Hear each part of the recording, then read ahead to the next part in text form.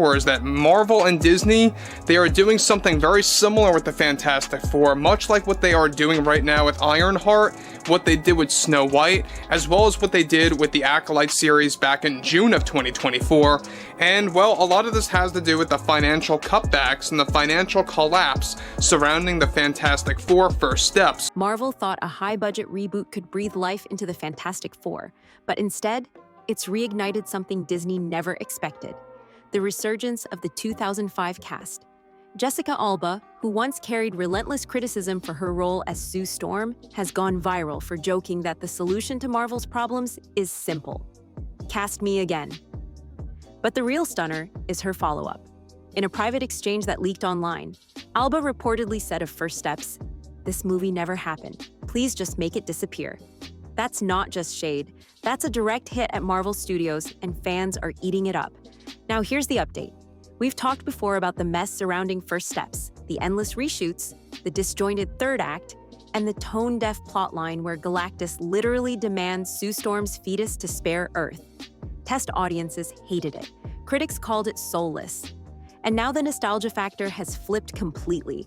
Suddenly, the original cast is trending as the version fans actually want back. Jessica Alba isn't the only one stirring the pot. Iowan Grufford, the first Reed Richards, has openly said he'd return only if Marvel gave him a script with a real story.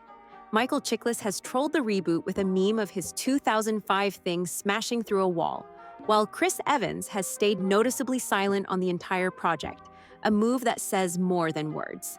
Meanwhile, Pedro Pascal, the reboot's headliner, has become a lightning rod for criticism. His performance as Reed Richards is being labeled uninspired, awkward, and charisma-free.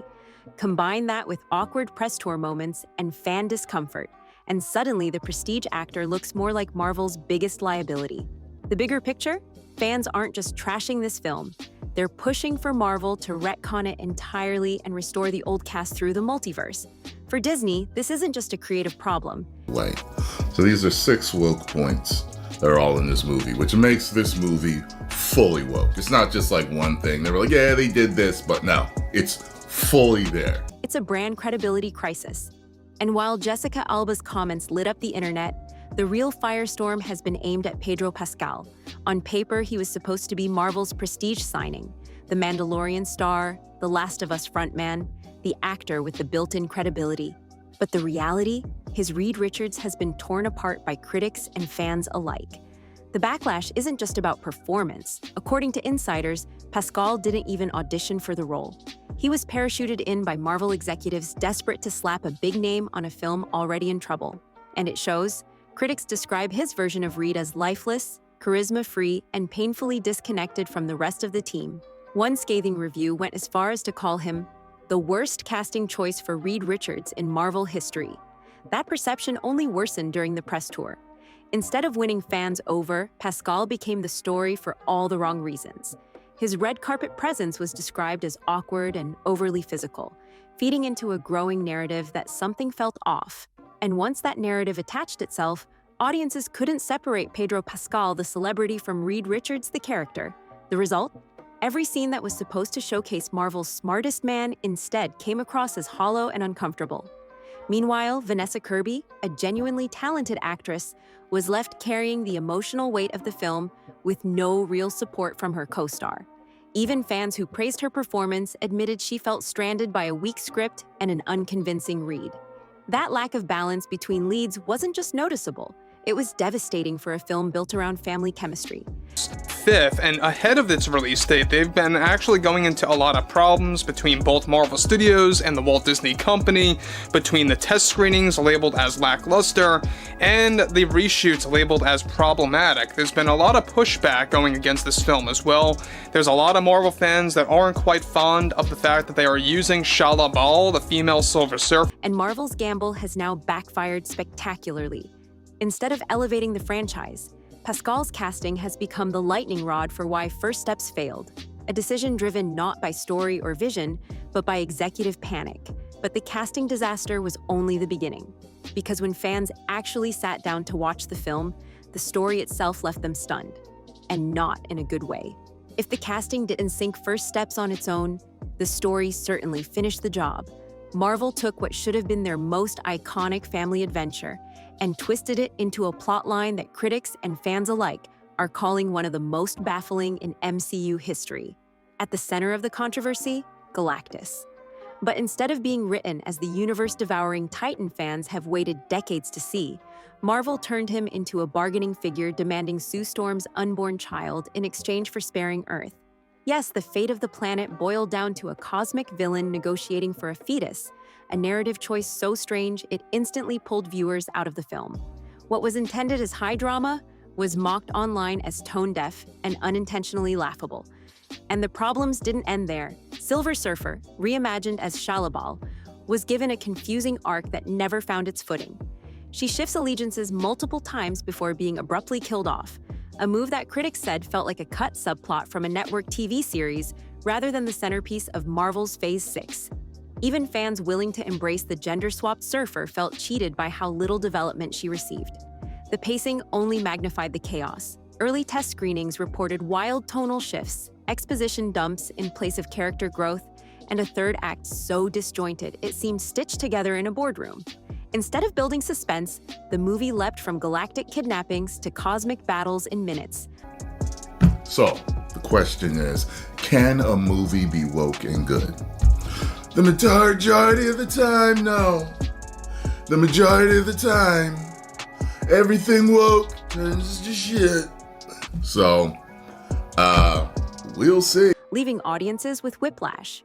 Reviewers summed it up bluntly. This wasn't the Fantastic Four's grand rebirth. It was corporate fan fiction. And the most painful part? Marvel had years to finally get this right. Instead, they turned one of the most beloved comic storylines into a confusing spectacle, with fans now arguing the 2015 fan forestick actually had more focus. But the cracks weren't just in the writing. Even before cameras rolled, Marvel admitted to skipping a crucial step, and that decision destroyed what little chemistry the film could have had. As much as the script raised eyebrows, the real damage showed up on screen when the team came together, or rather failed to. The Fantastic Four has always been about family, about bonds that feel real, even in the middle of the most cosmic battles. But in First Steps, that chemistry was nowhere to be found. And here's the shocking part. Director Matt Shakman actually admitted it. In a post-premiere interview, he confessed that he never screen-tested the leads together. No chemistry reads, no trial runs, nothing. For a franchise built around the idea of unity, Marvel skipped the single most important step in casting. And the result? Exactly what fans feared. Pedro Pascal's Reed Richards and Vanessa Kirby's Sue Storm looked less like a married couple and more like colleagues forced into an HR training video. Critics noted how every interaction between them felt stiff, transactional, and devoid of warmth. Instead of being inspired by their bond, audiences were left wondering if the two actors had even met before filming. This failure in casting dynamics spread to the whole team. Joseph Quinn's Johnny Storm lacked the playful spark that made Chris Evans' version so memorable. And shoehorning it into the press tour for Fantastic Four. However, with the Walt Disney Company and Marvel Studios still struggling over the Fantastic Four test screening failures, along with the problematic reshoots, Pedro is only making matters worse the more times he fires back at the critics and fans. And Eben Moss-Backrack's Ben Grimm was swallowed by heavy CGI that critics compared to a PlayStation 3 cutscene, erasing the humanity that Michael Chiklis once brought to the role. Together, the group never felt like Marvel's first family. They felt like four strangers reading lines on separate sets. Fans noticed immediately. Online threads compared the new team's interactions to the effortless charm of the 2005 cast, suddenly elevating Alba, Gruffud, Evans, and Chiklis as the version that actually understood the assignment. That nostalgia wave wasn't accidental. It was triggered by how painfully flat the reboot looked next to the genuine camaraderie fans remembered. For Marvel, this wasn't just a missed opportunity. It was proof that the studio has lost touch with the fundamentals of storytelling, character connection. And just as fans began to vent their frustration, the old cast themselves started chiming in with commentary that made Marvel's new lineup look even weaker. If fans were brutal, the original cast's reaction was even sharper. Jessica Alba led the charge with her viral remark that Marvel should just cast me again. At first, it sounded like a tongue-in-cheek joke, but when combined with her leaked comment, This movie never happened. Please just make it disappear. It became clear she was doing more than teasing. She was openly mocking Marvel's billion-dollar machine, and she wasn't alone. Eoin Gruffud, the first Reed Richards, didn't mince words either. When asked if he would ever reprise the role, he said he'd consider it, only if it felt like a real story again. For longtime fans, that was actor code for not this mess. His remarks spread quickly through forums, reinforcing the narrative that the current version of Reed lacked both vision and heart. Michael Chiklis, the man behind the original thing, chose a different approach, trolling. Hours after the reboot's release, he posted a GIF of his 2005 version smashing through a wall with the caption, "Sometimes you just gotta break through the noise." A lot of pushback going against this film as well. There's a lot of Marvel fans that aren't quite fond of the fact that they are using Shala Bal, the female Silver Surfer played by Julia Garner, well above the character of Norrin Radd. And that's just one thing. We also know that Pedro Pascal and his politics are not helping, and it's only getting worse from this point. Fans immediately interpreted it as a direct shot at the reboot's CGI-heavy thing, which critics had already ridiculed as blocky, soulless, and video game level. And then there's Chris Evans. The actor who turned Johnny Storm into Captain America has always been one of Marvel's most loyal alumni. He usually praises even the weakest MCU projects. But this time, silence. No posts, no tweets, no supportive interviews. For Evans to skip all commentary on what should have been a celebratory revival of the team that launched his career, that silence spoke volumes. Together, the original cast didn't just distance themselves from first steps, they unintentionally became symbols of what fans suddenly wanted back: authenticity, chemistry, and fun. Their shade wasn't cruel. It was casual, subtle, but devastating. Because when the people who once wore the suits start clowning your billion-dollar reboot, you know the legacy is slipping away. And that nostalgia backlash quickly spilled into the audience itself, as fans everywhere began demanding Marvel do something unprecedented.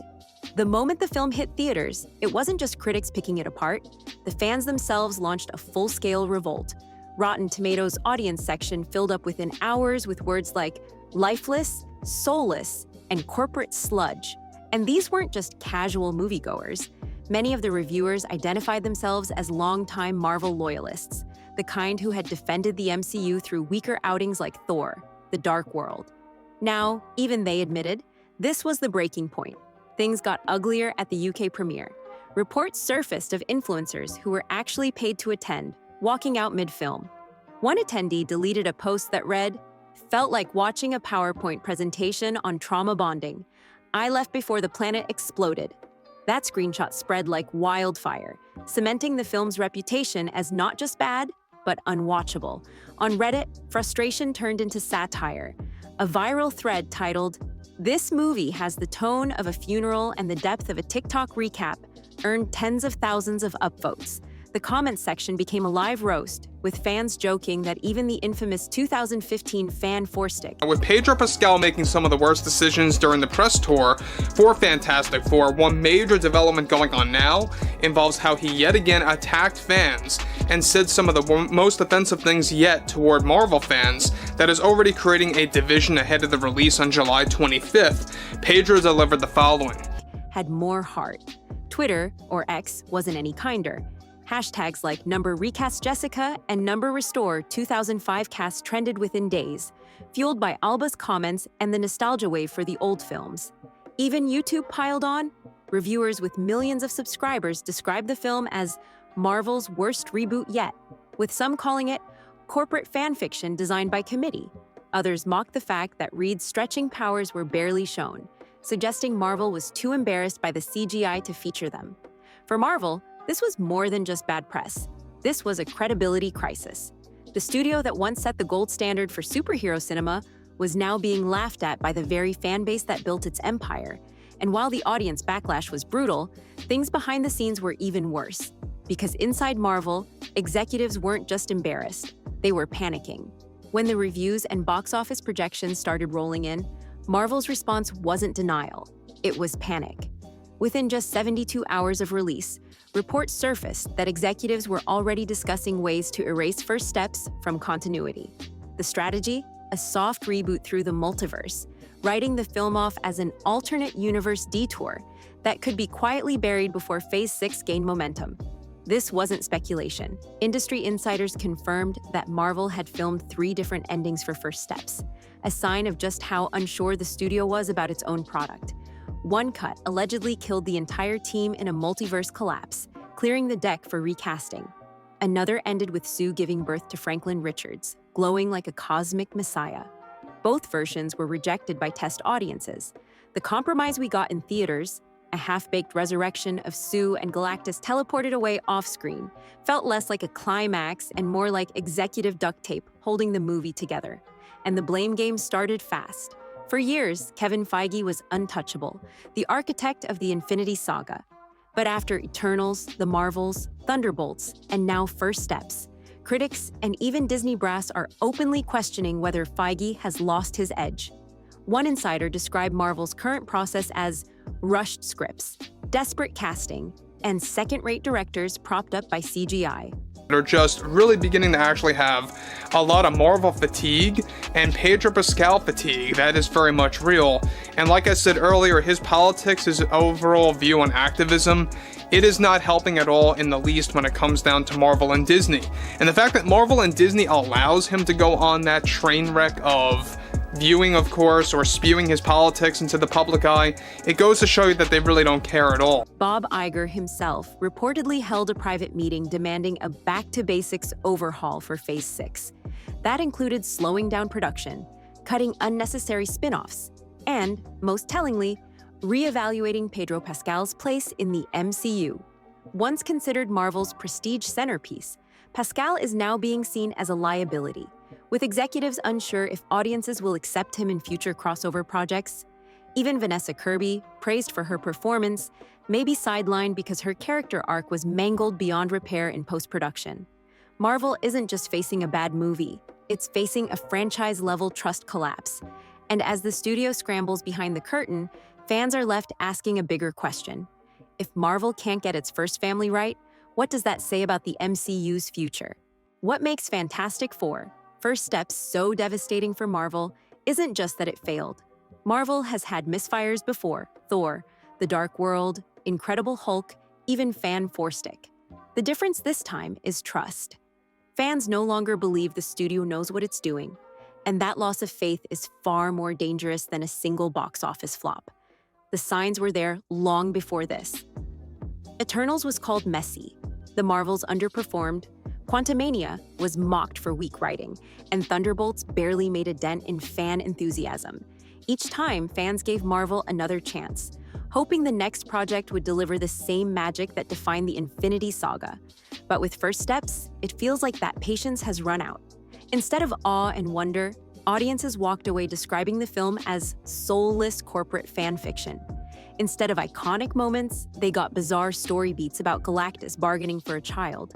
And instead of the family dynamic that made the Fantastic Four beloved for decades, they got 4 strangers with no spark. This wasn't just another stumble, it was a collapse of the very identity Marvel built itself on. And the irony is brutal. The cast that was once mocked for being too cheesy, too 2000 Hollywood, is now being remembered as authentic.